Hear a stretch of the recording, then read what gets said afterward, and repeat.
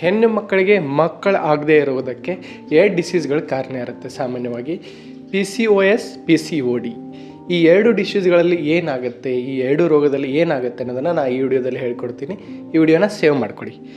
ಈ PCOS ಮತ್ತು PCOD ಅಂದರೆ ಏನು? PCOD ಅಂದರೆ ಪಾಲಿಸಿಸ್ಟಿಕ್ ಓವರಿಯನ್ ಡಿಸೀಸ್ ಅಂತ ಬರುತ್ತೆ. ಇಲ್ಲೇನಾಗುತ್ತೆ, ಅವ್ರ ಎಗ್ಗಳು ರಿಲೀಸ್ ಆಗುತ್ತೆ, ಬಟ್ ಎಗ್ಗಳು ಇಮ್ಮ್ಯಾಚ್ಯೂರ್ ಆಗುತ್ತೆ, ಇಲ್ಲಾಂದರೆ ಪಾರ್ಸಿಯಲಿ ಇಮ್ಮ್ಯಾಚ್ಯೂರ್ ಇರುತ್ತೆ.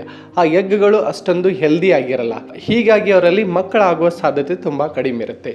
PCOS ಅಂದರೆ ಪಾಲಿಸಿಸ್ಟಿಕ್ ಓವರಿಯನ್ ಸಿಂಡ್ರೋಮ್.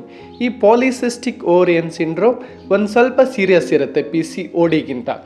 ಇಲ್ಲಿ ಪಾಲಿಸಿಸ್ಟಿಕ್ ಓವರಿಯನ್ ಸಿಂಡ್ರೋಮಲ್ಲಿ ಏನಾಗುತ್ತೆ ಅಂದರೆ ಅವರ ಮೆಟಬಾಲಿಕ್ ಇಂಬ್ಯಾಲೆನ್ಸ್ ಆಗುತ್ತೆ, ಹಾಗೂ ಈ ಹಾರ್ಮೋನಲ್ ಇಂಬ್ಯಾಲೆನ್ಸ್ ಆಗೋದ್ರಿಂದ ಅವ್ರಿಗೆ ಮಕ್ಕಳಾಗೋದ್ರಲ್ಲಿ ಸ್ವಲ್ಪ ಸಮಸ್ಯೆ ಆಗ್ತಾ ಇರುತ್ತೆ. 2 ಡಿಸೀಸ್ಗಳಿಗೆ ಸಾಮಾನ್ಯವಾಗಿ ಲಕ್ಷಣಗಳು ಏನು ಕಂಡು ಬರುತ್ತೆ ಅಂದರೆ, ಈಗ ಅವರಿಗೆ PCOD ಇದ್ದಾಗ ಅವ್ರಿಗೆ ಮಂತ್ಲಿ ಸೈಕಲ್ ಆಗುತ್ತೆ, ಅವ್ರ ಮೆನಿಸ್ಟ್ರುವಲ್ ಸೈಕಲ್, ನಾವು ಪೀರಿಯಡ್ಸ್ ಏನಂತೀವಿ ಇದು ಆಗುತ್ತೆ, ಅದು ಮಿಸ್ ಆಗ್ತಾ ಇರುತ್ತೆ.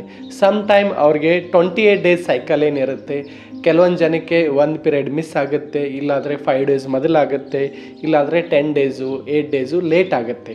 ಇದು PCODಯಲ್ಲಿ ಆಗುತ್ತೆ. PCOS ಈ ಪಾಲಿಸಿಸ್ಟಿಕ್ ಓವರಿಯನ್ ಸಿಂಡ್ರೋಮಲ್ಲಿ ಏನಾಗುತ್ತೆ ಅಂದರೆ ಅವರಿಗೆ ಕೆಲವೊಂದು ಸಲ ಅದು ಚೆನ್ನಾಗಿ ಆಗಲ್ಲ, ಇಲ್ಲಾಂದರೆ 1, 2, 3 ಪೀರಿಯಡ್ಗಳು ಅಬ್ಸೆನ್ಸ್ ಆಗುತ್ತೆ, ಅಂದರೆ ಪೀರಿಯಡ್ಗಳೇ ಆಗಲ್ಲ. ಮತ್ತು ಅವ್ರಿಗೂ ಕೂಡ ಈ ಮಾಸಿಕ ಪಾಳೆ ಏನಂತೀವಿ ಅದು ನಿಯಮಿತವಾಗಿ ಆಗಲ್ಲ. 2 ಡಿಸೀಸ್ಗೆ ಸಾಮಾನ್ಯವಾಗಿ ಕಂಡು ಬರೋದಂದರೆ ಅವ್ರಿಗೆ ಹಾರ್ಮೋನಲ್ ಇಂಬ್ಯಾಲೆನ್ಸ್ ಆಗುತ್ತೆ. ಇದನ್ನು ನಾವು ಹೇಗೆ ಕರೆಕ್ಟ್ ಮಾಡೋದು, ಅವ್ರಿಗೆ ಏನೆಲ್ಲ ಸಮಸ್ಯೆ ಆಗುತ್ತೆ ನೋಡಿ.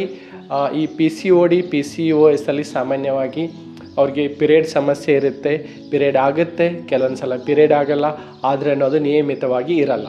ಮತ್ತು ಅವ್ರಿಗೆ ಜಾಸ್ತಿ ಆ್ಯಕ್ನೆ ಆಗುತ್ತೆ, ಇದೇನು ನಾವು ಮೊಡವೆ ಹೇಳ್ತೀವಿ ಅದು ಜಾಸ್ತಿ ಕಂಡು ಬರುತ್ತೆ.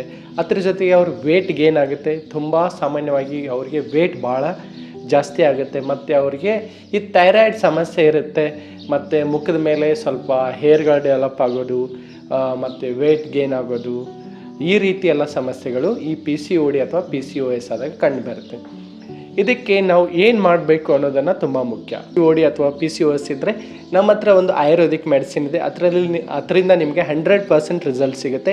ನಿಮಗೇನಾದರೂ ಆ ಮೆಡಿಸಿನ್ ಬೇಕಂದರೆ ನಮ್ಮನ್ನು ಕಾಂಟ್ಯಾಕ್ಟ್ ಮಾಡಿ, ನಿಮಗೆ ತಲುಪೋ ವ್ಯವಸ್ಥೆ ನಾನು ಮಾಡ್ತೀನಿ. ಮೊದಲಿಗೆ ನಿಮ್ಮ ಲೈಫ್ ಸ್ಟೈಲನ್ನು ಚೇಂಜ್ ಮಾಡಬೇಕು. ಲೈಫ್ ಸ್ಟೈಲನ್ನು ಹೇಗೆಂದರೆ, ಭಾಳಷ್ಟು ಜನ ಈಗ ಸೆಡೆಂಟ್ರಿ ಲೈಫ್ ಅಂದರೆ ಅವರು ಆಫೀಸಲ್ಲಿ ಕುಂತು ತುಂಬ ಹೊತ್ತು ಕೆಲಸ ಮಾಡ್ತಾ ಇರ್ತಾರೆ, ಭಾಳಷ್ಟು ಬೆಡ್ ರಿಡನ್ನು, ಜಾಸ್ತಿ ಕೆಲಸ ಮಾಡಲ್ಲ, ಹೊರಗಡೆ ಹೋಗಲ್ಲ, ಹೀಗಾಗಿ ತುಂಬ ಸ್ಟ್ರೆಸ್ ಆಗಿದೆ. ಸೊ ಹಾಗಾಗಿ ಅವ್ರ ಲೈಫ್ ಸ್ಟೈಲ್ ಮಾಡಿಫಿಕೇಷನನ್ನು ಚೇಂಜ್ ಮಾಡ್ಕೋಬೇಕು. ಇದಕ್ಕೆ ಮೊದಲನೇದು ಲೈಫ್ ಸ್ಟೈಲ್ ಮಾಡಿಫಿಕೇಷನ್ ಚೇಂಜ್ ಅಂದರೆ ನಿಮ್ಮ ಫುಡ್ ಸ್ಟೈಲನ್ನು ಚೇಂಜ್ ಮಾಡ್ಕೋಬೇಕು. ಹೆಲ್ದಿ ಆಗಿರೋ ಫುಡ್ಡನ್ನು ನೀವು ತಿನ್ನಬೇಕು. ಹೆಲ್ದಿ ಆಗಿರೋ ಫುಡ್ ಅಂದರೆ ನೀವು ಜಾಸ್ತಿ ಗ್ರೀನ್ ಲೀಫಿ ವೆಜಿಟೇಬಲ್ ತಿನ್ನಬೇಕು. ನಟ್ಸು ಮತ್ತು ಸೀಡ್ಸ್ ಬರುತ್ತಲ್ಲ, ಡ್ರೈ ಫ್ರೂಟ್ಸ್ ಆಯಿತು, ಈ ಫ್ಲೆಕ್ಸ್ ಸೀಡ್ಸು, ಇಂಥ ಸೀಡ್ಸ್ಗಳನ್ನು, ಡ್ರೈ ಫ್ರೂಟ್ಸನ್ನು ಚೆನ್ನಾಗಿ ಸೇವನೆ ಮಾಡಬೇಕು.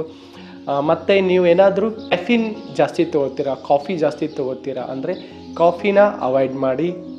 ಮತ್ತು ಆಯಿಲಿ ಫುಡ್ಸು, ಜಂಕ್ ಫುಡ್ಗಳನ್ನು ನೀವು ಅವಾಯ್ಡ್ ಮಾಡಬೇಕು. ಮತ್ತು ದಿನಾಲೂ ನೀವು ಎಗ್ಗನ್ನು ಸೇವನೆ ಮಾಡ್ಬೋದು, ಫಿಶ್ಶು, ದಾಲು, ಇಂಥ ಫುಡ್ಗಳನ್ನು ನೀವು ಸೇವನೆ ಮಾಡಿ. ನಿಮ್ಮ ಸ್ಟ್ರೆಸ್ ಲೆವೆಲನ್ನು ಕಡಿಮೆ ಮಾಡ್ಕೋಬೇಕು. ನಾನು ಹೇಳಿದಿರೋದನ್ನು PCOS ಏನಾಗುತ್ತೆ, ಅದು ಮೆಟಬಾಲಿಕ್ ಡಿಸಾರ್ಡರ್ ಆಗುತ್ತೆ. ಚೆನ್ನಾಗಿ ನೀವೇನು ಫುಡ್ ತಿಂತೀರ ಅದು ಡೈಜೆಷನ್ ಆಗಲ್ಲ. ಸೊ ಹೀಗಾಗಿ ಕೂಡ ಇಫೆಕ್ಟ್ ಆಗ್ತಾ ಇರುತ್ತೆ. ಹಾಗಾಗಿ ನೀವು ಸ್ಟ್ರೆಸ್ಸನ್ನು ಕಡಿಮೆ ಮಾಡ್ಕೋಬೇಕು. ದಿನಾಲೂ ಯೋಗ, ಮೆಡಿಟೇಷನ್, ಸೈಕ್ಲಿಂಗ್, ಈ ರೀತಿ ಒಂದು 45 ಮಿನಿಟ್ಸ್ 1 ಅವರ್ ದಿನಾಲೂ ಮಾಡಲೇಬೇಕು. You have to get up early in the morning like 6 o'clock. ಎದ್ದು ಚೆನ್ನಾಗಿ ನಿಮ್ಮ ಡೈಲಿ ರೂಟೀನನ್ನು ಮಾಡ್ಕೋಬೇಕು.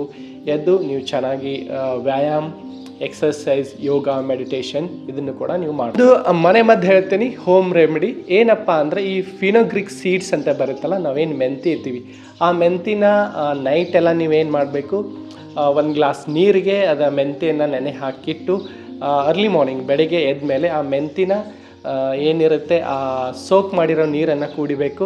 ಅದ್ರ ಜೊತೆಗೆ ನೀವೇನು ಅದು ಮೆಂತಿ ಸೋಕ್ ಮಾಡೋಕ್ಕಿಟ್ಟಿರ್ತಿಲ್ಲ ಅದನ್ನು ಚೀವ್ ಮಾಡಿ ತಿನ್ನೋದ್ರಿಂದ ಕೂಡ ನಿಮ್ಮ ಹಾರ್ಮೋನ್ಗಳನ್ನು ಬ್ಯಾಲೆನ್ಸ್ ಮಾಡುತ್ತೆ.